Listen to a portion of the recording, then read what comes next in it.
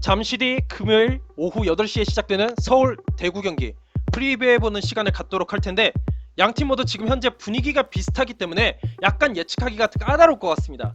왜 그런지 제가 순위표부터 설명을 해드리도록 하겠습니다. 자, 먼저 현재 서울이 3위를 달리고 있긴 한데 7월에 이 서울의 성적이 1승 1무 3패 정말 안 좋습니다. 제주에게 충격패를 당한 것을 시작으로 울산과 전북에게 내리 패배를 당하면서 강원과의 승점차가 5점 차까지 좁혀졌습니다. 만약에 이 경기에서도 진자면은 솔직히 서울은 좀 3위 자리도 상당히 위태울 거라는 생각이 들어요. 그리고 대구의 경우에는 한때 홈 무패, 여기에 이제 4위를 달리면서 나름대로 아시아 챔피언스리그 순위권 경쟁을 하고 있는 상황이었는데 최근 7경기에서 1승밖에 거두지 못하면서 5위, 그것도 6위 수원과의 승점차가 1점 차로 상당히 많이 좁혀졌습니다. 그렇기 때문에 양팀 모두 안 좋은 여건 속에서 승리를 분명히 챙겨야 되는 상황이에요. 이런 상황에서 승리를 책임져 줄 만한 선수 5명씩 제가 한번 꼽아보자면은, 서울은 역시 박주영, 알리바이프, 오스마르, 박동진, 고요한 그대로 가는데, 솔직히 박주영, 알리바이프, 오스마르 이 세 선수가 울산전에서 그렇게 좋은 활약을 보여주지 못했습니다. 뭐 대신에 알리바이프 선수의 이 중거리 슈팅이 이번 대구전에서는 나름대로 효과를 볼 거란 가능성이 있어서 제가 중거리 슛을 한번 언급을 해봤고, 박동진 선수가 그래도 전북 경기에서 2골, 최근 이 네 선수 중에서는 가장 득점력이 좋다고 볼 수 있는 선수라고 꼽을 수 있을 것 같고, 고요한 선수가 제주전에서 2골, 그리고 울산전에서 도움을 기록했기 때문에 공격 조율면에서 어느 정도 효과를 발휘할 거라는 생각이 듭니다.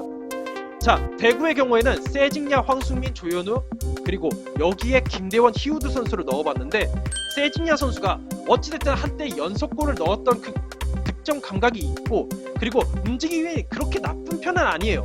그렇기 때문에 서울 경기에서 분명히 집중 경기를 당할 거라는 생각이 들어요.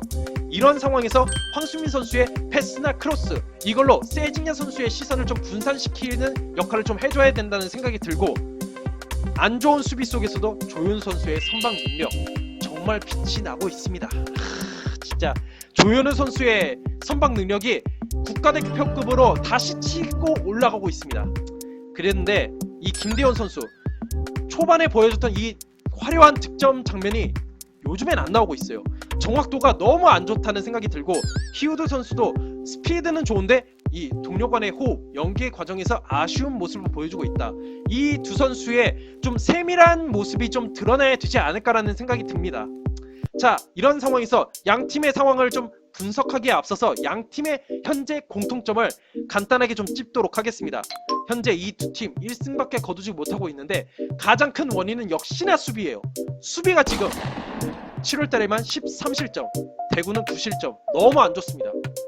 여기에 이제 각 팀의 에이스급 선수가 부상으로 이탈했다는 점, 서울은 페시 선수가 발가락 골절로 여전히 부상으로 이탈해 있고, 에드가 선수가 어깨 부상으로 브라질에서 치료를 받다가 드디어 어제 한국으로 돌아왔답니다. 어젠가 그젠가 그럴 거예요. 근데 아마 이번 경기에서는 무리시켜서 출전시키지 않을 것 같으니까 아마 나오지 않을 것 같고, 이게 좀 현재 두 팀에게 있어서는 좀 뼈아픕니다.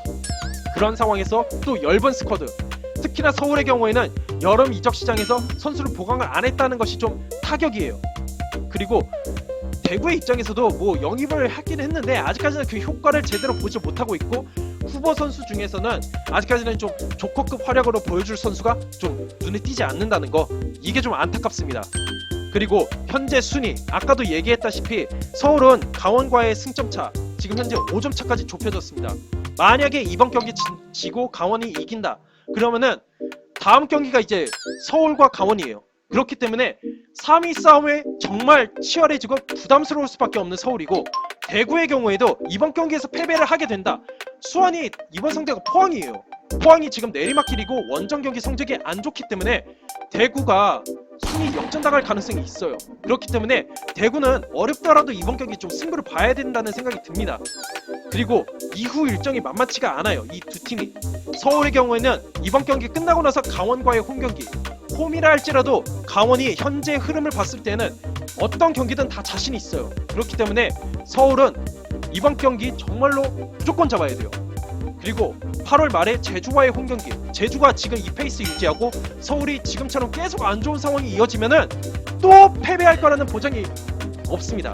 네, 또 패배할 수도 있어요. 그렇기 때문에 이 서울은 이번 경기 무조건 잡아야 되고, 대구의 경우에도 이번 경기 끝나고 울산 원정 경기, 그리고 경남과 강원을 내리 홈에서 만난다고는 하지만 대구가 경남 상대로 올 시즌에 1무 2패, 그리고 강원은 아까도 얘기했다시피 어떤 경기든 홈이든 원정이든 다 상관없어요. 지금 페이스면. 그렇기 때문에 대구는 이번 경기를 통해서 반등을 노려야 돼요. 양 팀 모두 이번 경기에 앞서서 지금 좀 여러가지 여건이 안 좋지만 분명히 승리를 노려봐야 된다. 이런 상황에서 양 팀의 상황을 좀 더 심층적으로 좀 분석을 해드리도록 할 텐데, 서울은 지금 안 좋은 상황이지만 10경기 연속 득점에 성공을 하고 있다. 이 10경기 동안에 22득점이나 성공을 하고 있습니다. 그렇기 때문에 대구의 안 좋은 수비를 생각한다면 서울이 이번 경기에서도 득점을 할 가능성은 충분히 있습니다. 그리고 전북에게 졌다고는 하지만 그래도 홈에서는 서울이 상당히 강합니다. 그렇기 때문에 득점력, 서울 홈 어드밴테이지, 요거 생각해보면은 서울의 승리 좀 더 점칠 수 있을 거라는 생각이 드는데, 대구와의 경기에서는 모두 2대1 모두 접전이었어요. 그렇기 때문에 방심하면 질 수도 있어요. 혹시 몰라요. 진짜 홈 원정 그런 거 필요 없습니다. 솔직히 지금 상황에서는. 그리고 무엇보다도 홈 4경기에서 연속 멀티 실점, 그리고 홈 6경기에서 연속 실점을 거두고 있다.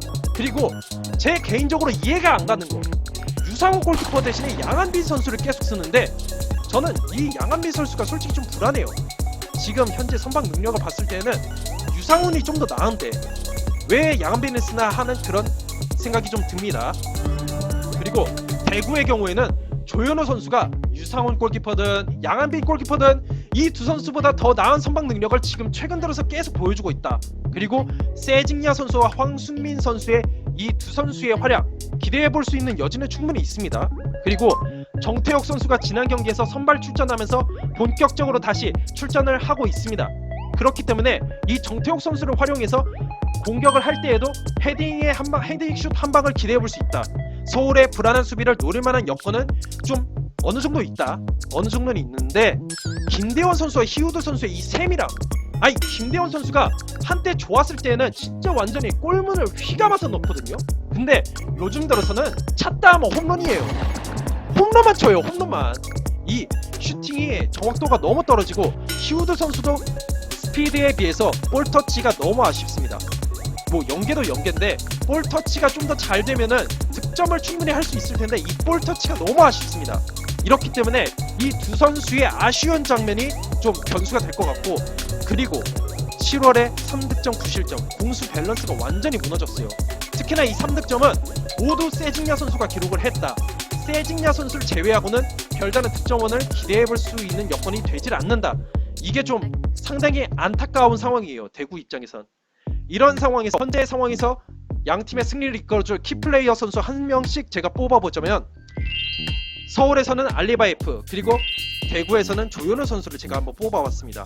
먼저 알리바이프 선수는 21게임에서 3골 5도움, 공격 조율에 있어서도 중거리 슛 한 방으로서도 기대해볼 수 있는 여지가 있다.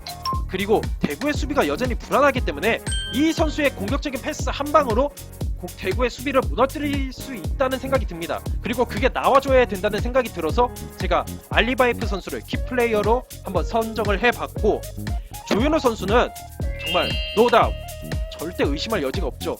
23게임에서 19실점, 무엇보다도 이 경기 동안에 56세이브나 기록을 했어요. 정말 최근 들어서의 이 선방 능력이 무엇보다도 너무 좋다. 클린시트 10번, 특히나 최근 들어서 이 성남과의 경기에서 신들리 선방 능력으로 승점 석점을 안겨다 줬잖아요. 이 1승은 정말 조현우 선수가 안겨준 거예요, 진짜. 그렇기 때문에 이번 경기에서도 선방 여부에 따라서 승점 수치가 확실히 달라질 거라는 생각이 듭니다. 자, 이런 상황에서 양 팀의 상대 전적 한번 봤더니 서울이 그래도 아직까지는 4승 3무 2패로 우세합니다. 이 서울이 우세하고 최근 경기에서도 2연승, 최근 홈 원정 다 따져봤을 때 2승 1무로 좋긴 해요. 근데 작년 홈에서 이 2승 1무를 거두기 직전에 패배한 적이 있다는 것은 조금 고려해볼 만한 상황이 아닌가라는 생각이 듭니다. 자, 이런 상황에서 제가 경기 전개를 한번 나름대로 예상을 해보자면, 양 팀이 모두 수비가 약하기 때문에, 그리고 이번 경기 정말 반등을 노리는 경기이기 때문에 무리하게 공격은 하지 않을 거다. 뭐 자칫 잘못하면 실점할 가능성이 있으니까요. 이러한 상황에서 서울은 세트피스, 뭐 코너킥이나 프리킥 이런 세트피스를 노릴 것 같고, 대구는 역습 상황이나 아니라면은 순간 그 공간이 나왔을 때 중거리 슛 한 방, 슈팅 한 방을 노릴 거라는 생각이 들어요. 최근 들어서 이런 모습이 너무 많이 나오고 있기 때문에 대구는 이번 경기에서도 그게 달라지지 않을 거라는 생각이 듭니다. 자, 이런 상황에서 전반전보다는 좀 더 후반전을 노릴 가능성이 있어요. 전반전에 조금 느슨하게 가거나 아니라 한 방만 노리다가 후반전에 본격적으로 공격적으로 밀어붙일 거라는 생각이 들어요. 이런 상황에서 0대0 혹은 1대1 상황이 나올 것 같은데, 그렇기 때문에 이런 상황에서 한 골 싸움으로 끝날 거라는 생각이 들기는 해요. 자, 이렇기 때문에 양 팀의 결정력이 정말 최대의 변수가 될 거다. 특히나 최근에 이 두 팀의 최근 경기를 봤을 때는 결정력이 분명히 아쉬웠기 때문에 이러한 결정력이 확실히 보완되지 않으면은 양 팀 모두 승리를 챙기긴 어렵다. 이런 상황에서 제가 승부 예측을 해보자면은 저는 역배 걸어봅니다. 대구의 승리 한번 예측해 볼게요. 뭐 무승부 가능성도 높긴 한데 히우드 선수가 어찌됐든 간에 조금씩 이 호흡이 좋아지고 있어요. 팀 동료들 간의 호흡이 좋아지고 있기 때문에 그것을 한 번 더 제 나름대로 역배의 한 수로 예측을 해보도록 하겠습니다. 자, 이상으로 영상을 마치도록 하겠고, 이후에 올라오는 영상도 많이 봐주셨으면 좋겠습니다. 제 영상이 좋다고 생각하시는 분들 구독과 좋아요를 꾹꾹 눌러주시길 바라겠습니다. 감사합니다.